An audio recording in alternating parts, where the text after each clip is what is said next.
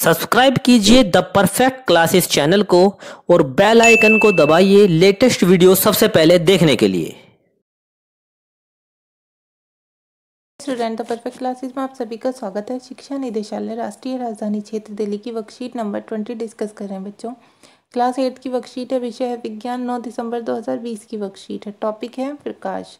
आज हम प्रकाश परावर्तन के नियम और समतल दर्पण में बनाने वाले प्रतिबिंब के लक्षणों के बारे में जानेंगे। प्रकाश परावर्तन के नियम। प्रकाश परावर्तन का पहला नियम, आपतन कोण सदैव परावर्तन कोण के बराबर होता है। प्रकाश परावर्तन का दूसरा नियम, आपतित किरण आपतन बिंदु पर अभिलंब तथा परावर्तित किरण ये सभी एक तल में होते हैं।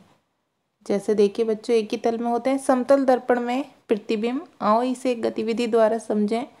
सामग्री, समतल दर्पण और एक टॉर्च। समतल दर्पण PQ के सामने टॉर्च O रखें।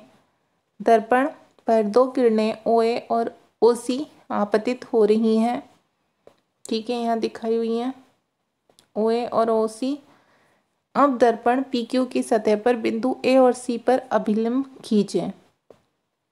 A और C पर अभिलंब खींच गए। बिंदु A से परावर्तित किरण AB और बिंदु C से परावर्तित किरण CD खींचें। बिंदु A से परावर्तित किरण AC और बिंदु, ठीक है, A से परावर्तित किरण AB खींचनी है और AB खींच गई यहाँ पर, और C से परावर्तित किरण CD खींच गई यहाँ पर। ठीक है, ऐसे बच्चों देख लेना, बिल्कुल सेम ऐसे ही बताया गया जैसे यहाँ चित्र है। अब इन रेखाओं को पीछे की ओर बढ़ाइए। क्या अब ये रेखाएं आपस में मिलती हैं? यदि हाँ, तो इस बिंदु को O से निरूपित कीजिए। क्या परिवर्तित किरणें E पर स्थित किसी दर्शक के नेत्र को बिंदु O से आती प्रतीत होंगी? क्योंकि परावर्तित किरणें वास्तव में O पर नहीं मिलती हैं बल्कि मिलती हुई प्रतीत होती हैं, इसलिए हम कह सकते हैं कि बिंदु O का आभासी प्रतिबिंब 0 पर बनता है। ठीक है, अब देखिए समतल दर्पण बनाने वाले प्रतिबिंब के लक्षण। प्रतिबिंब दर्पण के पीछे उतनी ही दूरी पर दिखाई देता है जितनी दूरी पर वस्तु दर्पण के सामने रखी होती है। प्रतिबिंब सीधा और बिंब के आकार का बनता है। प्रतिबिंब को पर्दे पर प्राप्त नहीं किया जा सकता, अतः यह आभासी बनता है। समतल दर्पण में वस्तु का दायां भाग प्रतिबिंब में बायां दिखाई देता है, जिसे पार्श्व व्युत्क्रमण कहते हैं। क्या आप समझ सकते हैं कि एम्बुलेंस शब्दों को इस प्रकार क्यों लिखा जाता है? जैसे देखिए इस प्रकार एम्बुलेंस पर लिखा होता है। अब क्वेश्चन आंसर देख लेते हैं हम।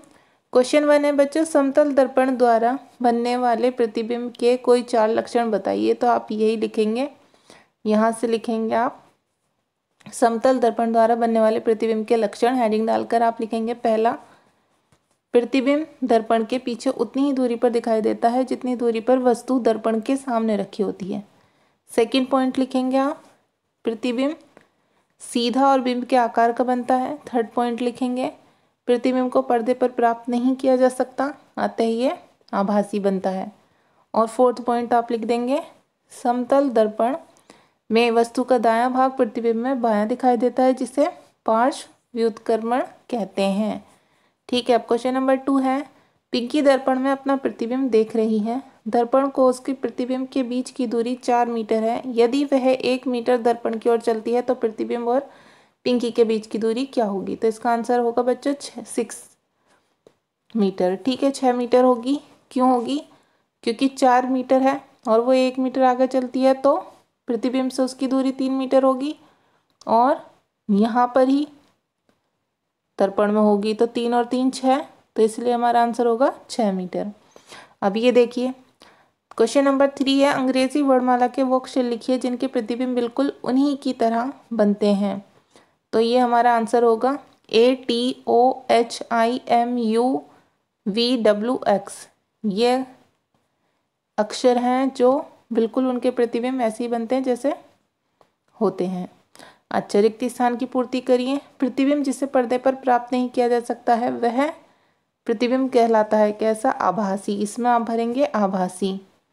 ठीक है, समतल दर्पण में वस्तु का दायां भाग यहाँ दायां आएगा, प्रतिबिंब का बायां दिखाई देता है। तो ये आप फिलअप में कर लेना, देखिए ठीक है। आभासी आएगा, इसमें बायां आएगा, इसमें दायां आएगा, इसमें ये बायां आएगा, और ये वो अक्षर हैं जो बिल्कुल सेम वैसे ही दिखाई पड़ते हैं। आपकी वर्कशीट सॉल्व हो गई स्टूडेंट्स। अगर आपको मेरी वीडियो पसंद आई है तो प्लीज़ मेरी वीडियो को लाइक कीजिए, शेयर कीजिए, हमारे चैनल को सब्सक्राइब कीजिए। Thanks for watching.